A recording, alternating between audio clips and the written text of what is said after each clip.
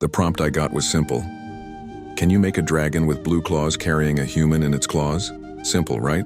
But the story my mind immediately jumped to wasn't one of terror or capture or a monster stealing a helpless victim. No, the key point I was given was, the dragon saved the human and that changes everything. Pauses, thoughtful music begins to build softly. So close your eyes, picture this with me. Don't just see an image, feel it. There's a girl, let's call her Ilara. She's not a princess, not a warrior. She's a cartographer's apprentice, someone who charts the known world but dreams of the blank spaces on the map. One day, driven by a thirst for discovery that outweighs her common sense, she ventures too far. She's tracking the source of a strange crystalline river, one that hums with a low magical energy. Her quest leads her high into the jagged peaks, a place where even the most seasoned mountaineers turn back. The air grows thin, the wind bites with icy teeth. A blizzard sudden and ferocious descends upon her. It's a whiteout, up is down, left is right. The path she so carefully marked is gone, buried under a relentless tide of snow. Her hope, once a burning flame, flickers and dims, smothered by the cold. She collapses, her body succumbing to the frost, her final thoughts a lament for the maps she'll never draw. This is it, the end. But then a sound, it's not the howl of the wind. It's deeper, a rumble that vibrates through the very rock beneath her. The snow around her begins to melt, not from warmth, but from a presence. Through the swirling white, a shape materializes. It's colossal, a silhouette against the storm. Scales, the color of a twilight sky, dusted with what looks like powdered starlight. And then she sees them. The claws, they aren't weapons of shredding and death. They are the color of the deepest, purest sapphire, glowing with a soft internal light.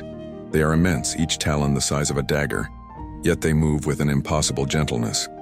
One of these massive blue claws curls around her, not crushing, but cradling. It's like being held in a fortress of gemstone and ancient power.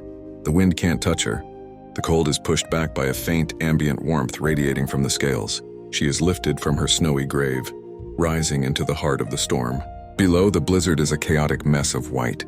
But up here, in the grasp of the dragon, there is a strange and profound peace. She looks up, past the sapphire claws, along an arm thick as an ancient tree, to a face. The dragon's eyes are not slits of malice, but molten gold, pools of ancient wisdom and curiosity. It doesn't look at her like prey. It looks at her like a fragile, fascinating puzzle. The dragon doesn't fly her to a lair filled with bones and treasure. It doesn't demand a price. It carries her down the other side of the mountain, to a sheltered, sun-dappled valley she'd never have found on her own. It sets her down as gently as a feather. Before it leaves, it nudges her pack with its enormous snout. Inside, her maps are safe, her instruments intact. The dragon gives one last deep rumble, a sound that feels less like a roar and more like a wordless farewell. And then it leaps into the sky, its twilight scales vanishing into the clouds. Ilara is left alone, but she is not the same. She survived not just the mountain, but her own limitations. She was at the brink, and what pulled her back wasn't human strength or cunning, but the mercy of a myth. So when you ask for a picture of a dragon with blue claws carrying a human, don't just see a monster and its victim. See a rescue.